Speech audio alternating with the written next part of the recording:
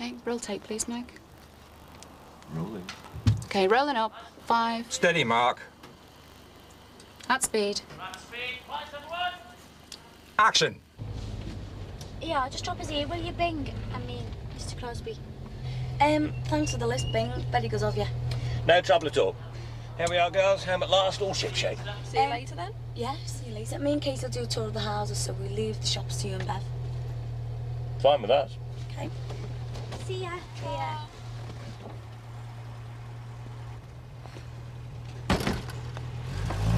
God, for a minute then I thought that Captain Mannering was going to invite us to one of his BLRA meetings. Small mercies, eh?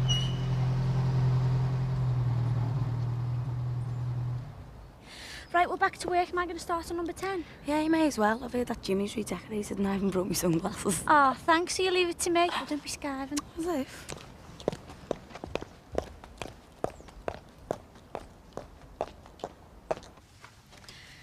Now, while I set up for the next shot, it's my job to act as tour guide for the Brookside backstage tour. Now, this is number 10 Brookside Close. And as you can see from the tasteful decor, this is where Jimmy Corkill lives. Before that, some called it the House of Horrors because of its grisly past. And it's certainly got the world's most famous patio.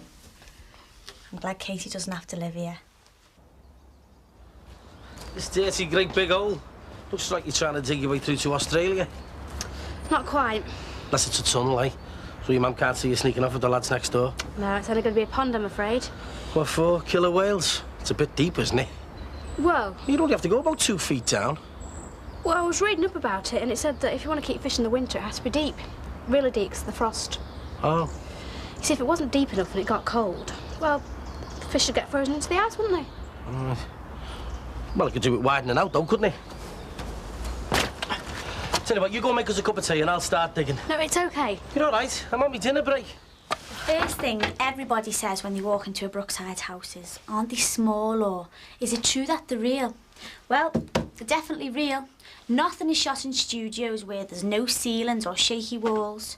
They've even got hot and cold running water. And food in the cupboards. It all helps add to the realism of the drama of Brookside. And when there's cooking to be done, well, it's all for real.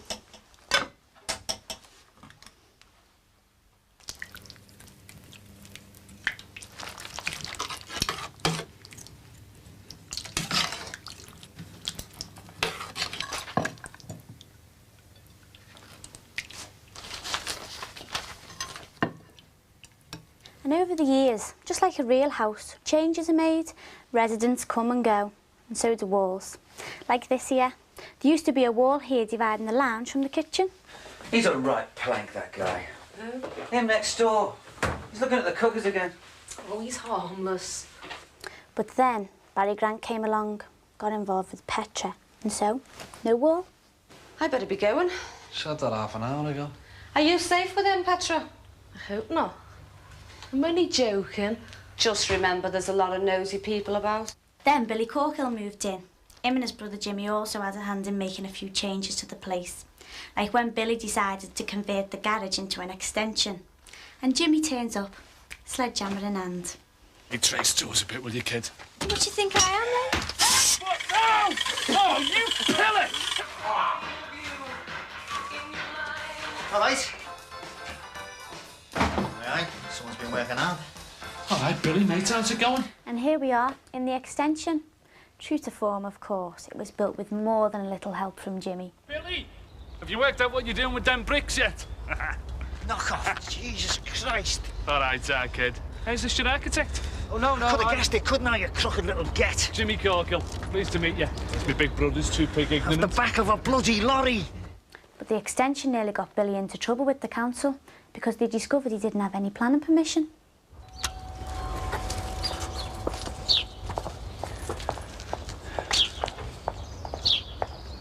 Excuse me.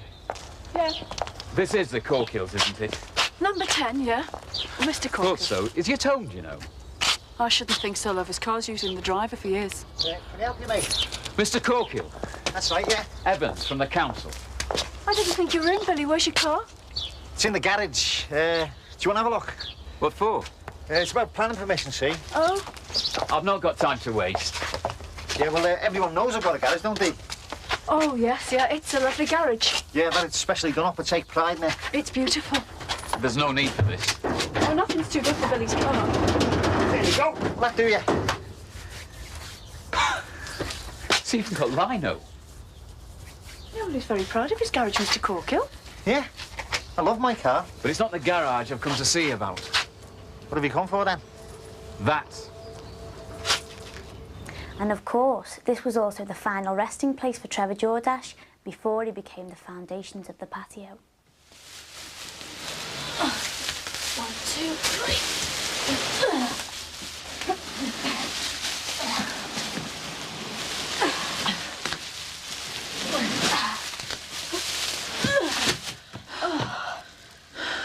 Should we put him on the bed? Why? He's fine where he is. Right, we better get out for the next scene.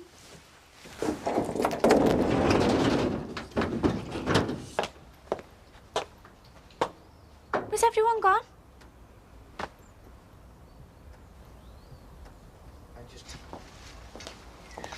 It's not just the houses that are real, it's everything else like the gardens. And it's the gardener's job to make sure that each garden reflects the residents of each house. They have to make sure we have daffodils 2 months before everybody else, and when it comes to growing weeds, they're real champions.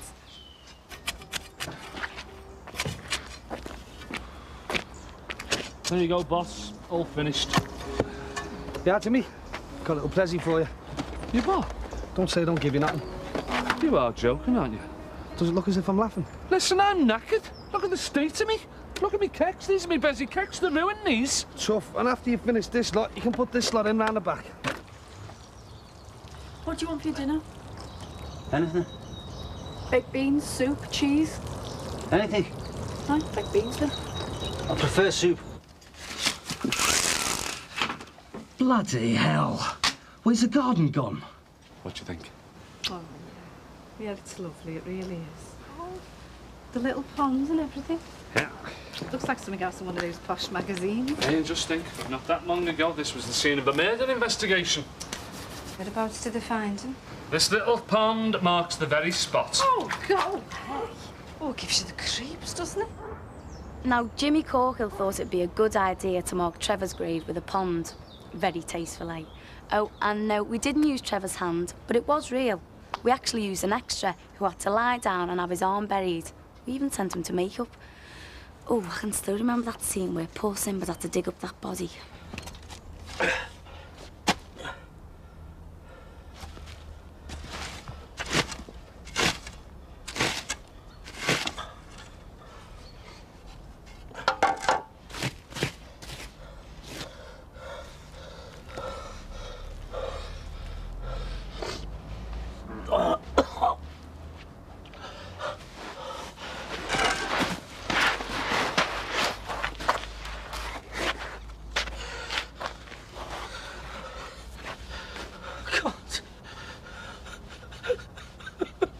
Unfortunately, the gardener's work took a bit of a bashing when Billy Corkill went on the rampage.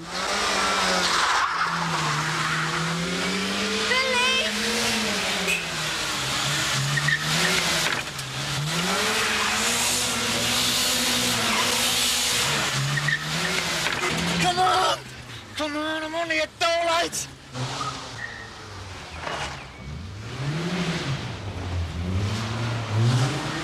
And a big part of their job over the years has been to dig holes, loads of them, as and when the story needs it. Like the time when Sinbad, the window cleaner, had a dodgy TV set to dispose of in this very garden, unaware that across the close there was an armed siege.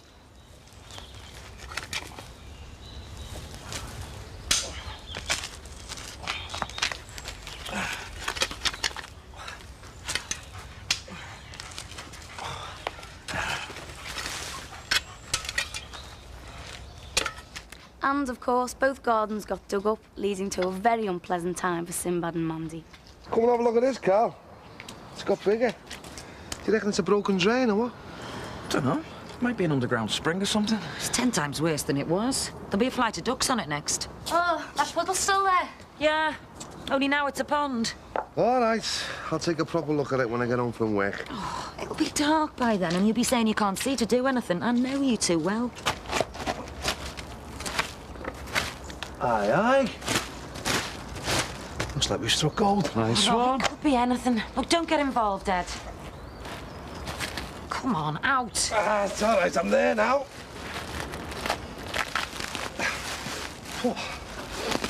Come on, Ed. Pull it up. Ah! What? Eddie! What is it? What is it? It's a hand.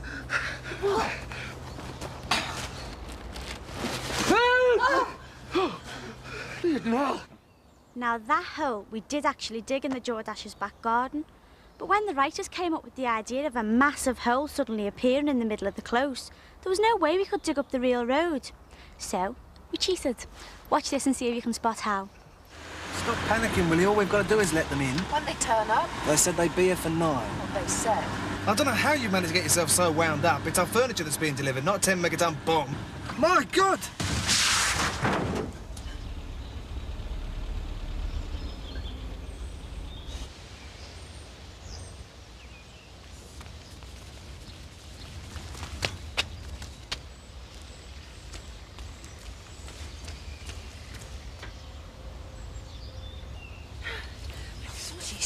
These road repairs in my head.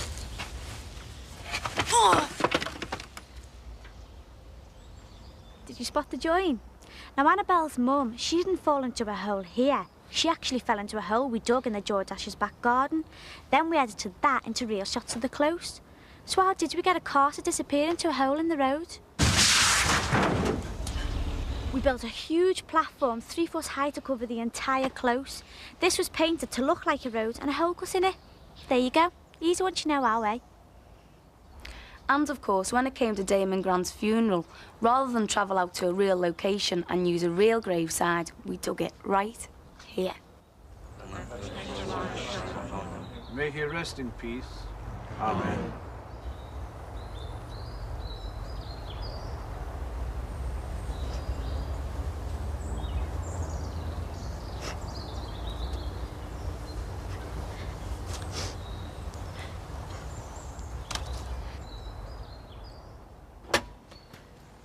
Well, still can't find Alex. No wonder Jackie moved out when Bev moved in. Bev certainly put her mark on the place. Not yet. Oh, yeah. Tony, get out here. The bloody hell was that? Jackie, what are you doing? No, what are you doing? Why have you done this with that slag? Hey, now, just a Well, minute. that's what she is, a What's slag. up? Have you seen this? That is supposed to be our dad. Bev, are you sure you want to get rid of all that? There's some good stuff there. The only thing I want to keep is that piano. Should look quite trendy with a coat of white gloss. When a new character moves in, all the props and furniture are bought with just that family in mind. Things are added as the story develops to help give a real feeling of a family living there with all their ups and downs. I can still remember poor Max Farnham's face when the Clampeter arrived as his next-door neighbours. The place would never be the same again. Oh, my God.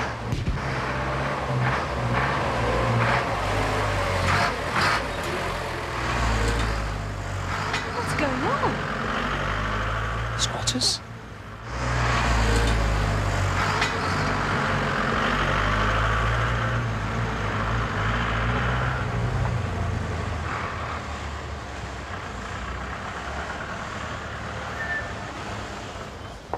Oh, my good God. Oh, I was really glad when Jackie moved into her own flat. But her dad, Ron, still kept up the feud with the Farnhams. But once he went just a little bit too far, and up went the Great Wall of Brookside.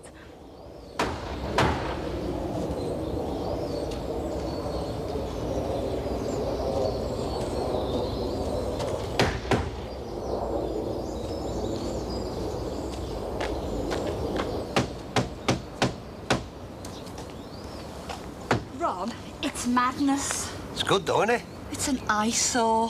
Why? Well, you haven't had permission to put it up in the first place. And Max Farnham will know about all those kind of regulations. You're wasting your time and effort, Ron. permission to put a fence up on my own land. You sound like Glenn Ford. Ron, this is Brookside Close, not Texas. Hey, Maxie!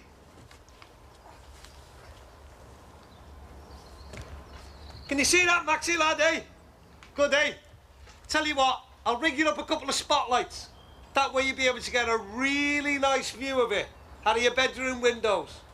All night. I wonder if it's deep enough to drown him in. Well, as Max and Patricia are out today, I think we can go and have a little nose inside.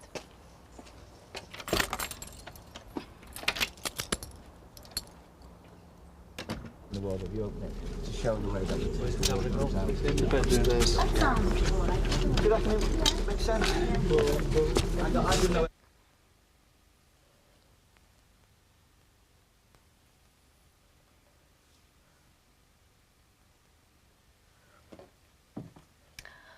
Although all of the walls of the houses are solid and immovable, we sometimes have to use a few tricks of the trade, like in here, for example. I'm really sorry about the baby. There's plenty of time, though. Well, we could arrange for an abortion immediately. Too soon to talk about that. It's like I said, nothing's been confirmed. Although you, the viewer, only get to see Max and Patricia in this scene, we also have to fit in a camera, sound equipment, lights and the crew, so things can get a little bit cramped. Today, when I came home, I had every good intention, but when it came down to it, I just couldn't cope. I panicked. And so, to give us a bit more space, we take out the wardrobe, which conveniently connects the two rooms. But of course, so as not to give the game away, we must remember to put the wardrobe back. And that trick was especially useful in this, the smallest of the Brookside houses, Jean and David Crosby's bungalow. This is your favourite bit, listen.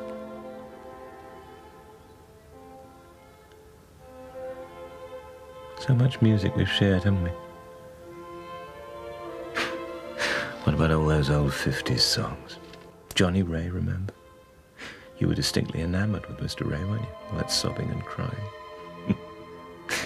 Now, when David Crosby had to make this very sensitive confession to poor old Jean, what the viewer didn't see was that the double bed was actually a single.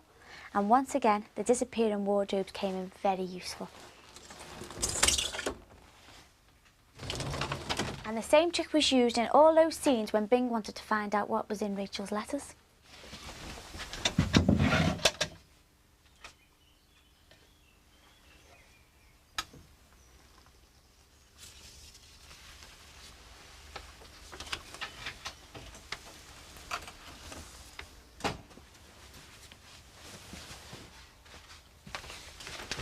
What are you doing? What are you doing looking through my things? You've been spying on me, snooping.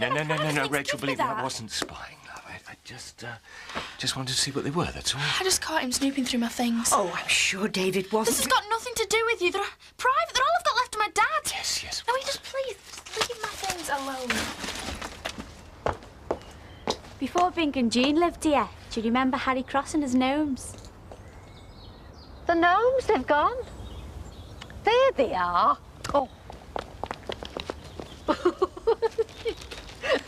I recognise that one. Harry only painted him up yesterday. Who's behind this, then? I've no idea. I'm going to sort this out for you, Edna. No, leave it. We'll just take them back. Well, why should you? It's up to them responsible. Oh, no, if Harry comes home from the barber's, well, he's got a weak heart, you know. Now, Trevor Jordash wasn't the first Trevor to be threatened with a knife in Brookside. First, there was Sinbad's turkey. Trevor? I've done my bit. A fresh turkey, free range as promised.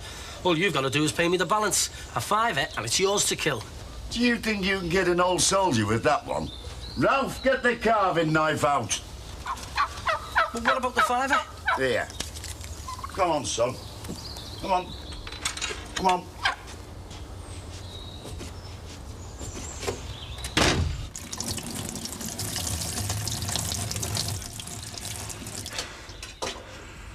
You want to get a plaster on that? We haven't got any, I've looked. Told you the knife was sharp. Trevor. And next door to the bungalow, the biggest house on the close, number 5. Now this is somewhere very familiar to me because this is where Katie lived. All right, all right. What are you looking for, Pumper Scully gloves? Hang on. I've used this them before. What's that? Yeah. Cheers, Katie. Katie, Hmm? the bread. Oh, right, yeah. Yeah. You promised me. I know, love, I'm sorry. You promised me. Oh, don't, please, I won't let you. Oh, look. Hey, what's going on? Your mum's leaving. Leaving? What do you mean leaving? Tell her not to go. Mum, look, I won't spoil your wedding if I'll just slip out quietly. Nobody'll notice. Well, me dad will notice. Daddy! Sammy, no! But after the family moved out, Katie stayed and unfortunately met Simple Simon.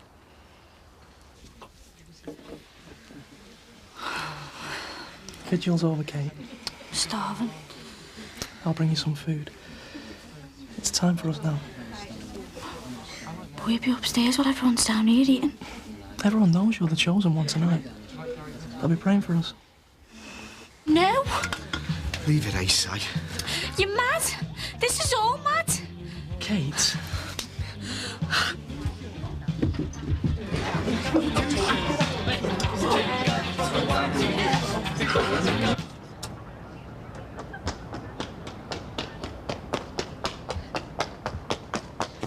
And things ended with a bang.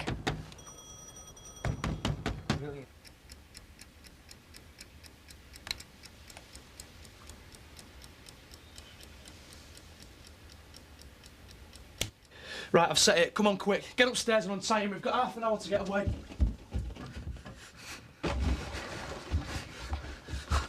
What are you doing? We're letting you go. We've got to get out of here. You pair of dickheads!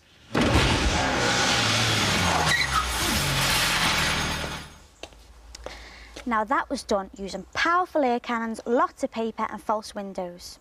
But after all that drama, let's go meet the man who created Brookside, Phil Redmond.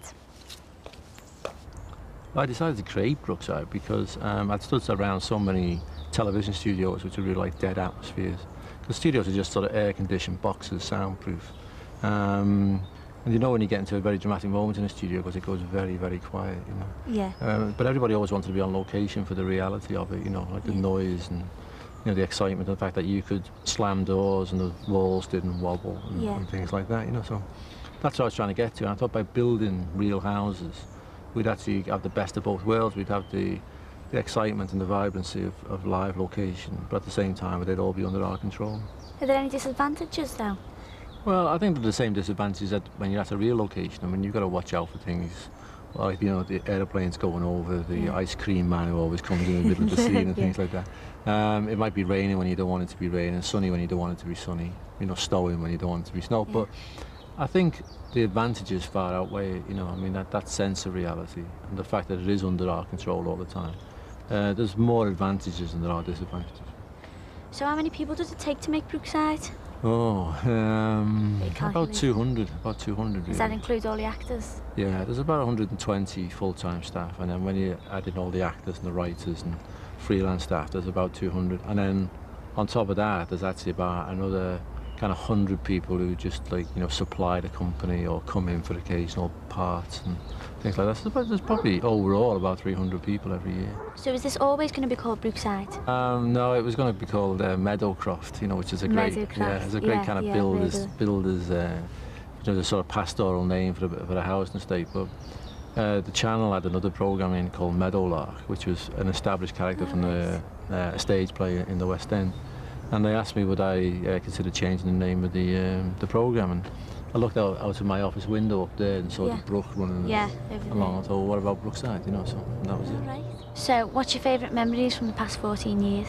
I suppose it's when we cast Katie, really. You know. Oh yeah, that was the, you know, that was the best bit. Yeah. I know it's It's difficult for me to lots, pick, yeah. you know, to pick one. I mean, there's things that I can't remember. The very first early shoots, you know, and Gavin and Petra Taylor had the cookers outside, you know, and all those cookers on the lawn. I used to give terrible continuity problems.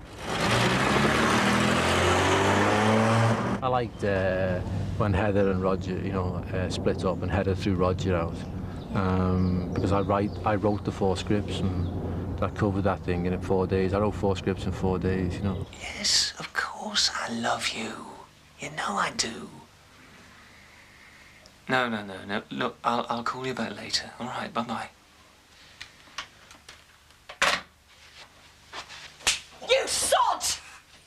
Think I'm paranoid, do you? All in my mind, was it? Matter? I'm after you after that bloody operation of yours. Calm you down. Get out, Roger, just get out! Go on, go to Diane!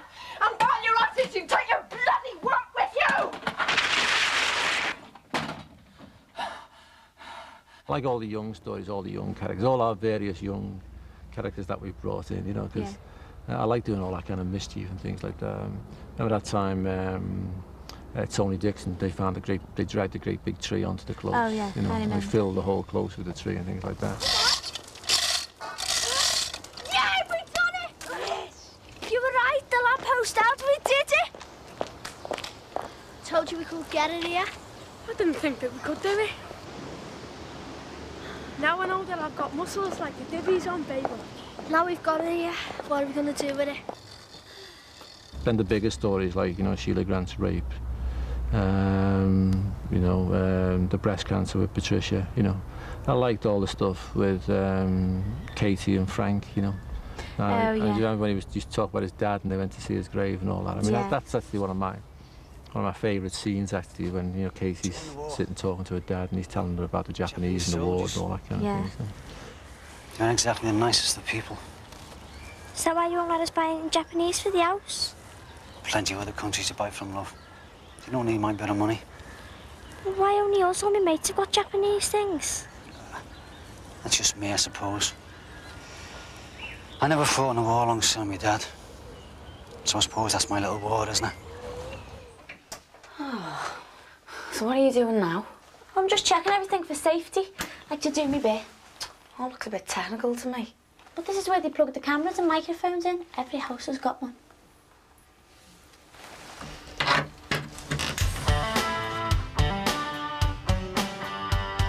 Everything's cabled underground and connected up to one of the houses we don't see much of on screen.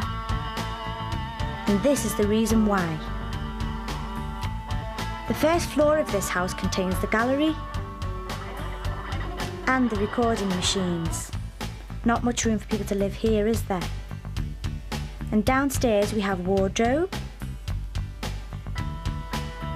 makeup, and the changing rooms. So, what do you think of this then? I don't know really, it's not really you. It's better than what you're with. Excuse me, do you mind?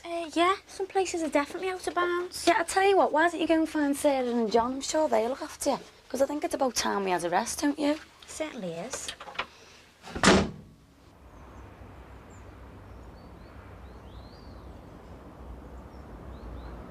Action, Sarah! Now, what I want to know is why do we never see who lives here at number 4? That's because we've got to have somewhere to eat, my dear. It's a staff canteen.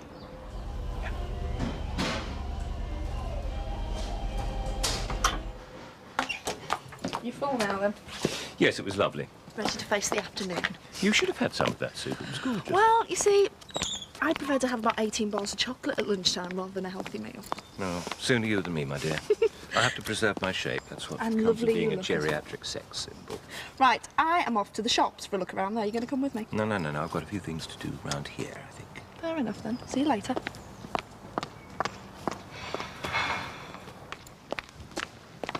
Hiya, Sarah. Hello.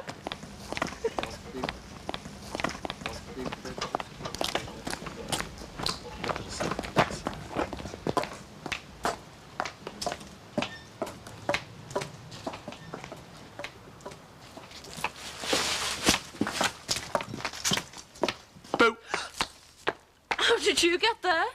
The magic of television, Sarah, my dear. Come on, I think I'll join you for a little shufty around the shops. Now, the shops arrived here before myself and before John. Why did you decide to build them? Because we wanted to broaden the base of the characters. And, well, I think after managing for 8 years with just a post box on the close where people met, when we went from 2 to 3 nights a week, we needed a broader base to bring more characters in, because we had an extra 50% of the output of the programme. So the shops seemed to be a logical idea, just round the corner with the link. Oh, about the celebrity, did you cancel her? Hey, I never said I had a well-known celebrity, did I? All I said was I had a very special lady to open the shop, right? Yeah. Well, she's been here all the time.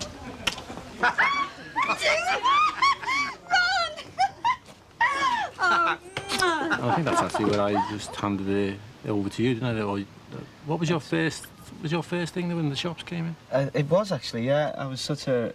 I came in to bridge the gap between the close and the shops. And I remember it's an easy number to remember because it was episode 1000, and we decided to do something quite spectacular to open up the shops. And it happened over there, just above the telephone box. It was Barry Grant and the murder of Sue and Danny.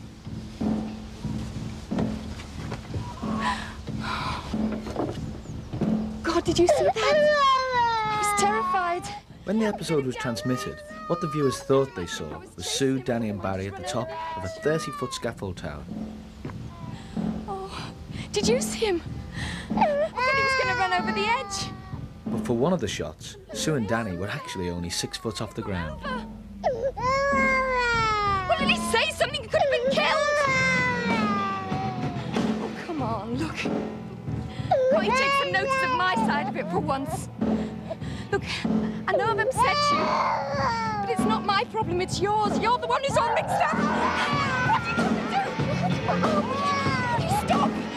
Look, I'm on the edge here. Will you stop? Will you stop?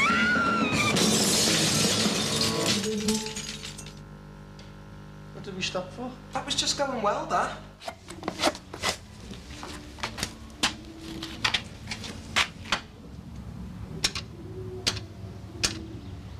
Emergency, which service, please? Hello? Emergency, which service, please? Well, I mean, it's a pretty big place area behind here. I mean, what was there before? No, it was a college of education. Yeah. As I say, it's just the old science block. Yes. We just plonked the shops on.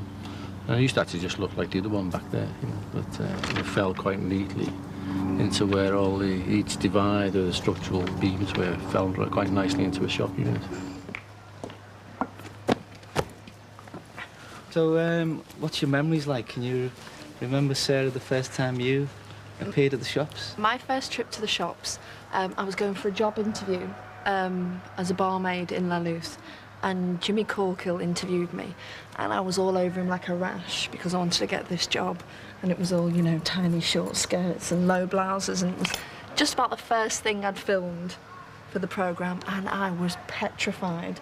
I can remember these huge heels, and I couldn't walk in them, my knees were going, and I just sat in La Luce completely petrified and completely in shock because, I mean, as with all of these shops, they're so much smaller when you see them than how they appear on television. I mean, La Luce is about the size of my bathroom in reality. I mean, it's... Jimmy, you need a minute? An interview in here? Yeah, but it's important. Hang on a minute, will you, Beth? My first trip, I remember, was being brought along to show the shops by, I can't even remember exactly who it was, but probably by Patricia, and meeting Ron Dixon, introducing myself as David Crosby, and he said, oh, straight away, I bet they call you Bing. And I said, how did you guess? Business call, is it? No. Oh? This is David, Patricia's father. Their parents are staying over a few days. Oh, how do you do? Pleased to meet you. I'm Ron Dixon. I'm Maxie's next-door neighbour. Ah, David Crosby. Bet your mates call you Bing, don't they? And that was the start of the Bing. As we all know, with television, compromises sometimes have to be made, and often the pressure's on the actor when things aren't going too well. Well, I do remember one case that we had just behind us here, in the Trading Post with Ron Dixon. We had a scene of 3 minutes, 25 seconds. I remember that distinctly. And it was extremely complicated. Very complicated, with lots of movement. And poor old Vince had to do about 27 bits of business of filling up baskets with merchandise and writing out prices and goodness knows what. And we were backwards and forwards and backwards and forwards. And we did it in one shot. And we didn't stop once. And they bought the shot. Any bed in particular? No, not exactly. Well, there is this woman from the club, Audrey Manners, and I've got rather friendly with her over the weeks, and, well, I did confide my situation to her. And? Well, I think she's taken a bit of a shine to me. What makes you say that? She did offer to help me out, in the biblical sense of the phrase. You dirty old dog. Well, nothing's happened. No, but you fancied it, though, didn't you? But more out of curiosity than to see if you could still perform. Is this shoddy brickwork, or is it here for a purpose? Oh, it's a very devious shot we wanted. When Jimmy Corkle was squatting in his Cowboy Cuts bargain store, Barry Grant decides to blow the place up. And we wanted to get a camera as close to the flames as possible without putting anyone at too much risk. So we drilled a hole in the wall here and inserted a mini cam in there. And so you'll see it on when the episode went out, that the flames actually came out this far and engulfed the camera. So it looked quite spectacular. But wasn't there some technical problem with it or something? Well, yeah, I mean, you plan stunts to the finest detail, but some things still go wrong that you're not expecting. And a gas canister was supposed to be ejected through the window towards the camera, and it was supposed to land around this area.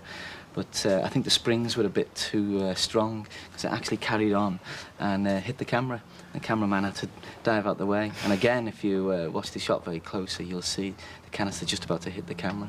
You'll hear a screaming cameraman. That's right.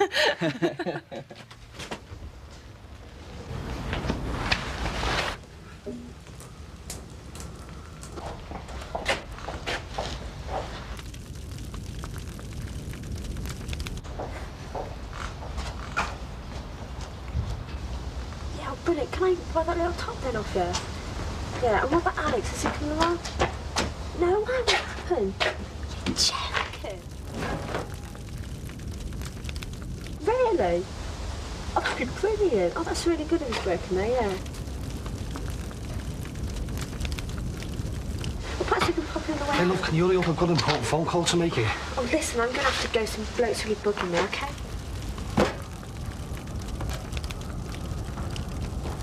Thanks very much.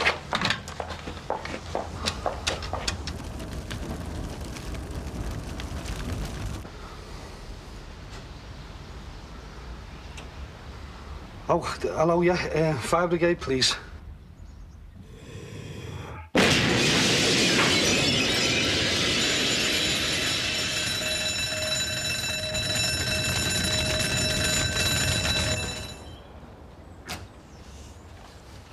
So that's how they did it. Clever stuff, eh? But it's not the only time that Brookie's gone down a bomb. Yeah, they've had some amazing sequences involving stunts and explosions. And fires where I had to do a lot of scream.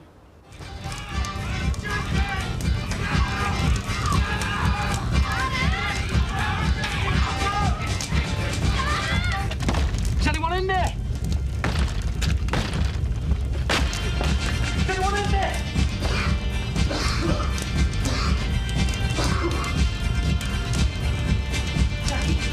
You! Jackie!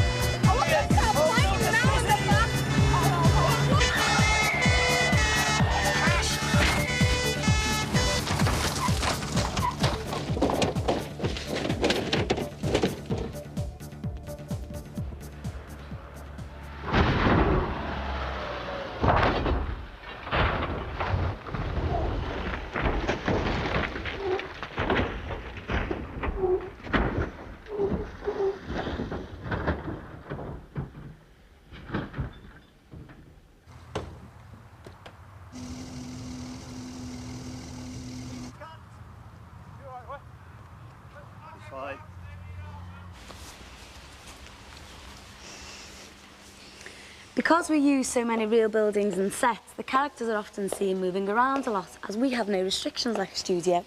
So we use this, the Steadicam. It's a balanced weighted support for the camera which gives a smooth flowing action without the restriction of tracks, and it can follow the actor wherever he or she goes. Which, if you're not careful, can make you extremely dizzy, but can make out for some very exciting shots.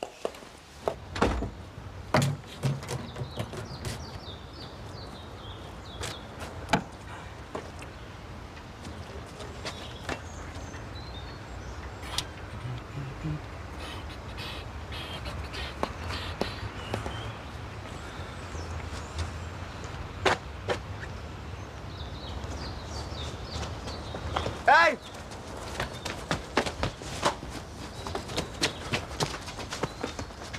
Hey!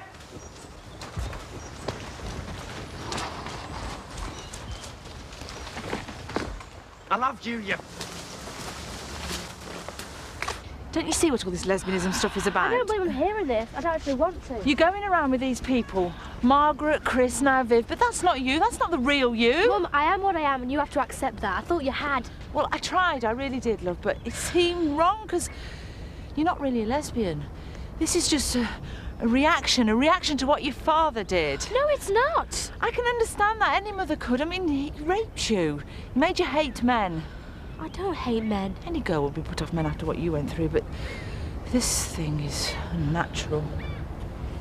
How can you say that?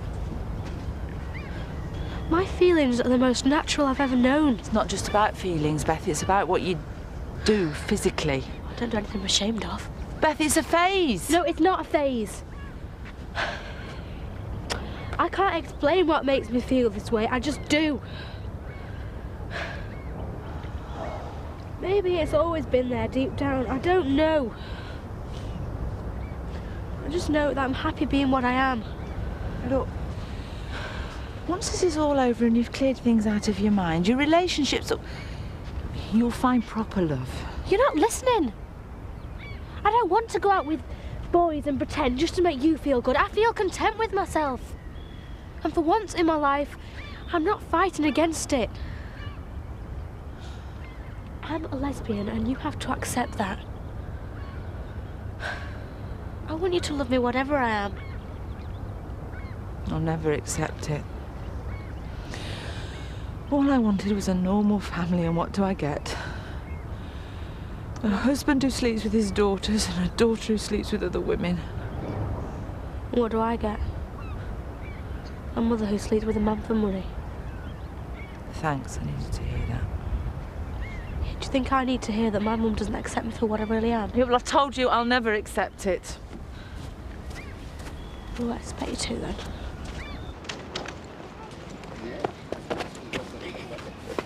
Dad, there's someone in the house at the back. Yes, they're here. Go knock on Frank Roger's door, quick.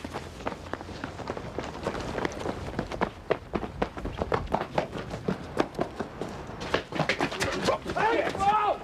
No, Mick, you're gonna kill him. What are you doing here? What's going on? I can explain. Right then, should we go clubbing it? Yeah, we may as well.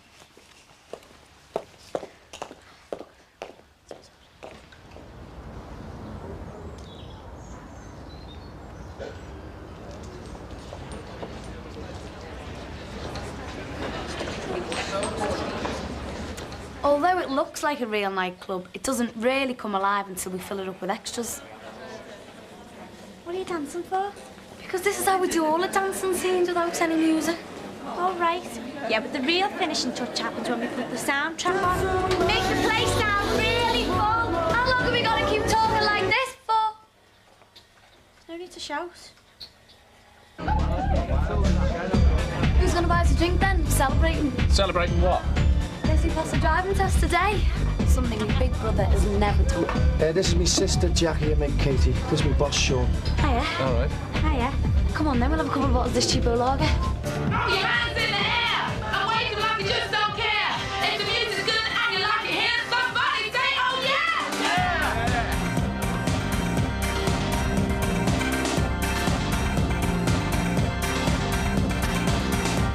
Right, that's your 3 glasses of water, love, okay? It's love. How are you doing?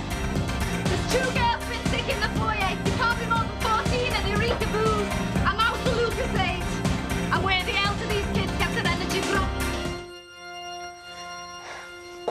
the scene of many a wedding or near miss.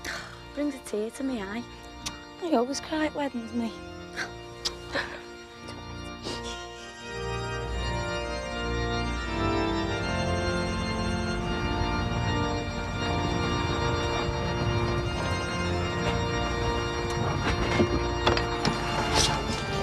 Hiya. What happened?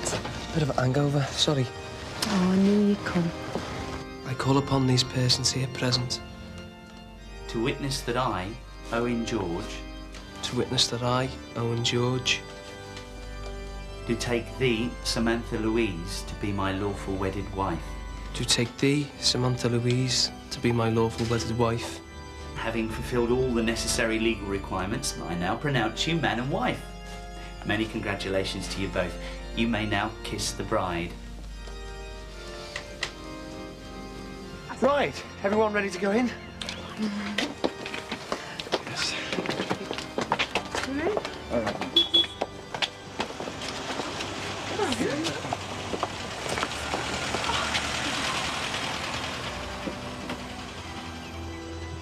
Hang on. You can't start without the bride's father. And the best man. All right, you lot, for this last one, a great big smile. No problem for the happiest man in the world.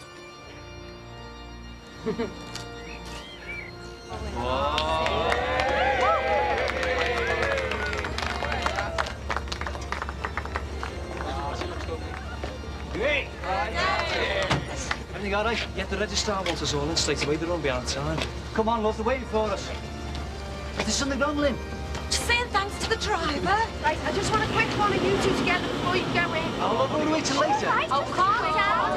Oh, just do as you told you. And once again, things aren't all that they seem. Because next to the register office, lo and behold, we find Maxie Farnham's posh new restaurant, The Grant. Which also doubles up as our staff canteen. Which just reminds me that it's lunchtime. My goodness, she's tall, isn't she? I've never seen such a pair of legs. David, do stop panting. It's Right. fab. Now listen, I've got to explain. I've never opened a place before. I've closed a couple like in my time. I've never opened anything. So, ladies and gentlemen, it gives me great pleasure to declare Grant's open. Yay! Right, can you get inside, please? I'm starving and I'd love a drink. Come on, let's get in. Let's go. Come on, then.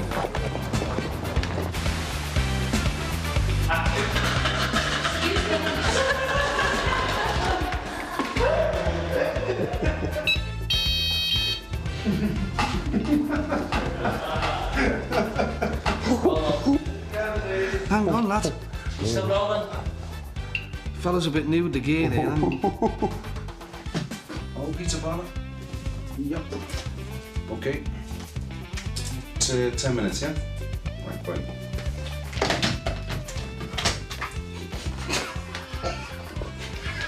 That's what happened. All right, mate. How you feeling? Not too well, obviously.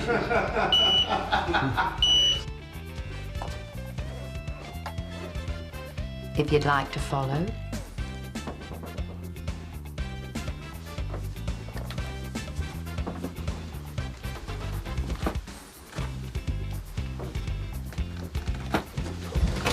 Keep running. Well, looks like I'll have to pay our friend Mr. Corkle a visit. What are you going to do if he doesn't know where Barry is? And again, please. Well, looks like I'm going to have to pay our friend Mr. Corkle a visit. And what are you going to do if he doesn't know where Barry is? Looks like I'm going to have to pay our friend Mr. Corkle a visit. And what are you... What are you going to do? What are you going to do if he doesn't know where Barry is? Let's go, listen. Looks like I'm going to have to pay our friend Mr. Corkle a visit. And what are you going to do if he doesn't know where Barry is? See, you did it then. Come on!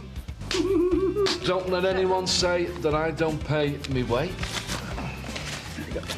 Could I have my pen back, please? Music, please. Oh,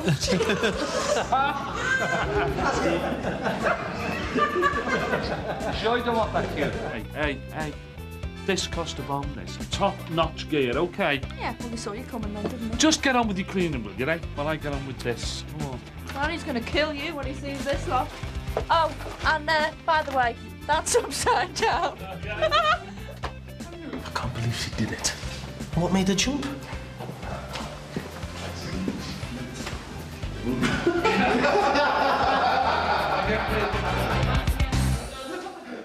Now, Brookside was really the first long-running drama series to focus not only on where people lived, but where they worked, where they went to school, and in the case of Manor Park Police Station, where they got into trouble.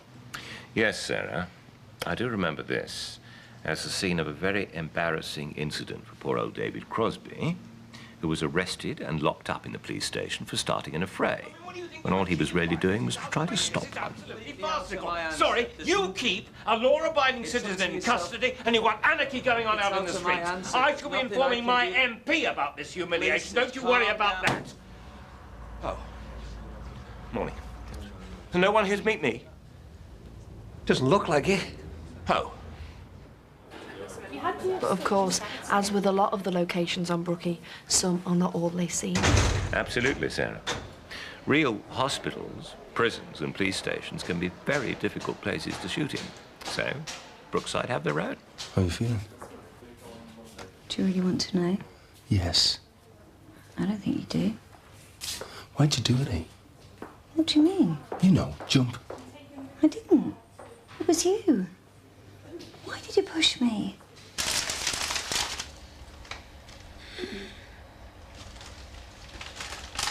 Sorry.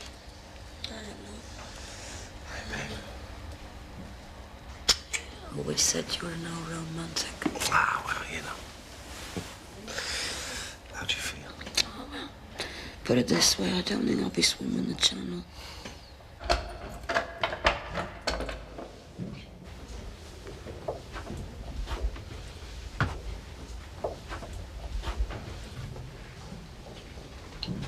All right.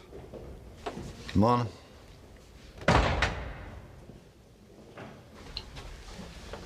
Jimmy Corkle.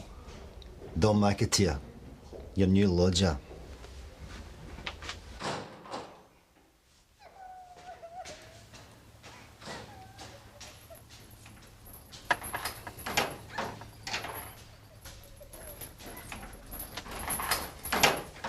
Night, Mum. Night, love. And all in the same building. Clever stuff, eh? Fascinating, Sarah. And then, when you finish there, you can leave the police station, go to the pub, and have a quick game of darts with Rosie's darts team. These girls certainly know what they're doing. You can say that again. You wiped the floor with me. 100 scored. Come on, Mandy, you can do it. Oh, God, they're gonna laugh us out of this place. Lambs to the slaughter. 14 scored. Unlucky. What's going on here, then? The Writers' Monthly Storyline meeting. Unfortunately, out of bounds for humble actors like us, as it's extremely confidential. No one is allowed in. What a shame. Could have found out what's in store for Bev and Dean.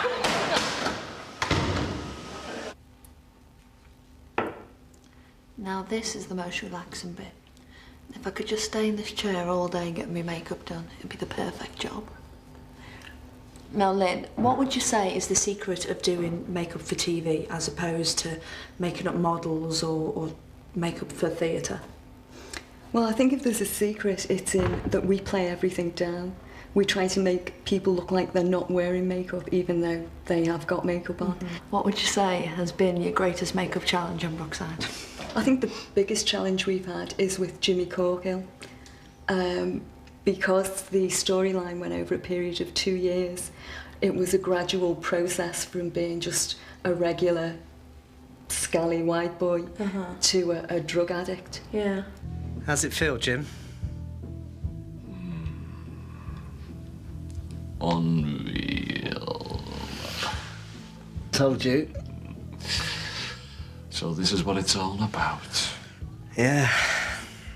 said keep away from me. Look, I meant what I said about cost price. Just give us a name and I can sort it. We started off just very subtly doing bags under his eyes, giving him a grey toned skin.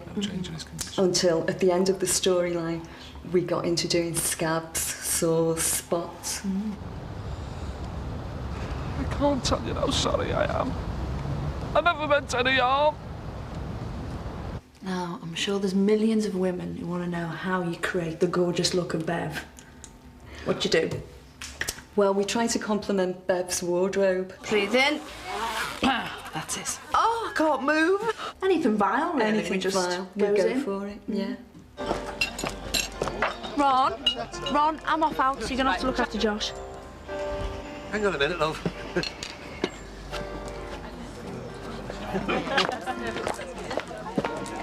Excuse me, madam, where's the rest of the outfit?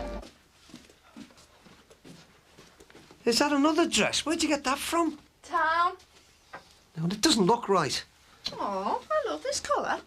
Don't mean that. It looks like it's painted on. Oh, don't be so old-fashioned. How do you set about creating someone like that? Well, Bev's a dream, really, because you can just... I can look around for the most bizarre things that you can find. Just think, some of these supermodels get 10 grand a day for doing this. They're not real women, just bags of bone. You probably see a Bev in every city, you know, in the country. There's somebody there who doesn't quite get it right, but thinks they look marvellous, you know, really trendy. These the new ones? Yep, I'm making a statement. Oh, yeah? What is it? Not sure, really. You've obviously got to have some preconceived ideas, or is it a development, or how do you operate? It's probably a development, because I'd like talking to the producer, talking to yourself, you know, seeing what you have to think about it, my ideas, and it's just like putting them all together and trying to create something which is right, you know, for the character. With Bing, he's kind of like conservative, you know, quite a bit staid, like completely opposite to the way you dress, and so, you know, hopefully I get it right, and you know, and you feel like you know, as soon as you put on your jacket or something, you...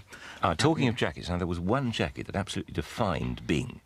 It was a check jacket, and I thought it was quite marvellous, and it just somehow... I got into that jacket and I just felt the character. Now, unfortunately, that seems to have disappeared. Why? I remember the one you mean, because it's the first one that you had, and it was when...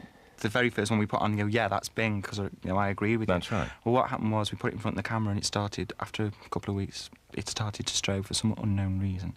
So, but it's because of the little checks, and it was like strobing on screen, so it didn't look, you know, it was like distracting. Is it irredeemable? I'll go up to Vision and see what they have to say about it, really. Thank you. And sort it out. Right. What made you most proud? I think the court stuff, getting that right.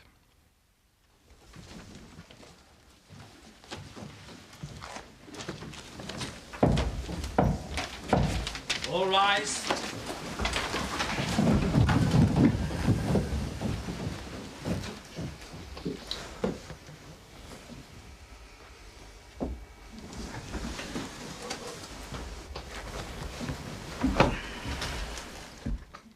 So we decided, when we wanted 5 nights a week for the Mandy and Beth court case, that it was impractical to go to a real court and take over that every day. So we thought we'd make our own. So we came to you and gave you a prop store and said, you've got a month, give us a court. So how did you start with something like that? After I picked myself up off the floor and wondered where I was going to put the prop store, I went and sat in a real courtroom and thought, oh, well, here we go. Sat there, looked at it all. You can't draw in a court, it's illegal. You can't take photographs in a court, so it's a bit like being on the Generation Game and thinking cuddly toy, dishwasher. You have to remember everything and then write it all down when you get home. Obviously, the prop store, as it was, is a very small space for a courtroom, so we had to cheat a bit. I've got the same layout as you'd have in a courtroom, but everything is just that little bit smaller, which, of course, once we get on camera, doesn't matter because everything always looks bigger. Right. And how important was the model? It was very helpful because 2 directors worked on the courtroom sequences.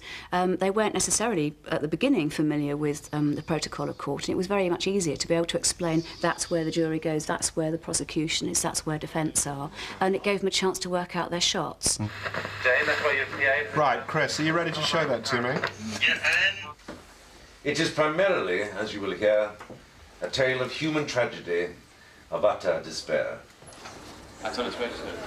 Right, so... And because it's all so small, we had to hide all the cameras, and we asked you to devise a way of hiding one final camera. Where did you put that? Well, between the horse's legs. Right.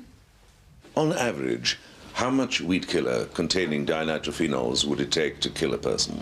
1 gram of the substance.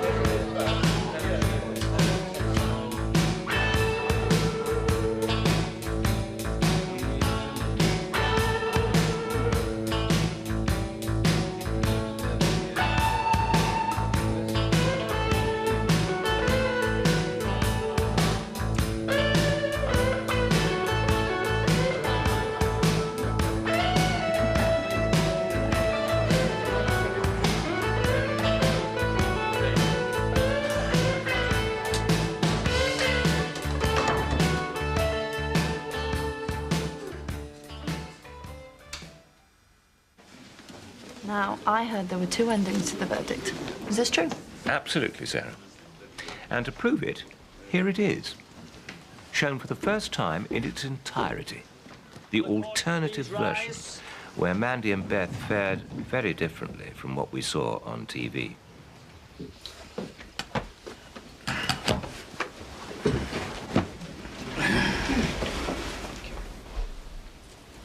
Foreman of the jury, will you please stand? To my first question, will you answer yes or no? Has the jury reached a verdict upon which at least 10 of you have agreed? Yes. To my second question, answer only guilty or not guilty. On the first count, that of murder, do you find the defendant Amanda Jordache guilty or not guilty? Not guilty. You find not guilty. You have also been asked to consider an alternative charge, that of manslaughter. Do you find the defendant Amanda Jordache guilty or not guilty of manslaughter? Guilty. You find the defendant guilty of manslaughter. And is that the verdict of you all or by a majority? By a majority. How many agreed? How many dissented? 11 of us agreed, 1 dissented. You find the defendant guilty by a majority of 11 to 1. We do. On the second count, the charge of conspiracy to murder, do you find the defendant Amanda Jordache guilty or not guilty? Not guilty. You find not guilty. On the second count, the charge of conspiracy to murder, do you find the defendant Elizabeth Jordache guilty or not guilty? Not guilty. You find not guilty. Thank you. You may sit down. Oh, thank God. You don't worry about me. I think in this case we can proceed straight to sentencing. Do you have anything to say in mitigation, Mr. Anderson? Yes, my lord. Please, you can't send my mother to prison. She had to do it. It would have killed us. Miss Jordache, please allow counsel to speak for your mother. My lord, I would like to say in mitigation that Mrs. Jordache is of previous good character. She is in no way a danger to the public, and I think that a custodial sentence would be particularly inappropriate for her. She has 2 dependents, and she's expecting a 3rd child in October. I would also ask, my lord, to bear in mind the appalling catalogue of beatings, mental torture and rape to which Mrs. Jordache was subjected, and the agony she must have experienced when she realized that her husband had abused her 2 daughters. Does Mrs. Jordache deserve further punishment, or does she deserve, rather, the understanding and compassion of the court? Thank you, my lord. Thank you, Mr. Anderson. Will the defendants please rise? Miss Jordache, you are acquitted. You are free to leave the court. Go on. Mrs. Jordache, manslaughter is a serious charge. You will never be able to forget that you have taken the life of a fellow human being. Nevertheless, I take counsel's points very seriously into consideration, and therefore I sentence you to 2 years imprisonment. Oh, 2 years, but I thought... They'll appeal. Will the court come to order, please? You can't do that! You're all deaf or something. Didn't you hear what you went through? Be quiet, sir! You should be paying a compensation for locking her up! You three want justice! May I proceed, please? Amanda Jordache, I sentence you to 2 years imprisonment, suspended for 3 years. Do you understand what that means? We won! We won! Here, here. Nicely put. And after that, there's only one thing to say. Cut!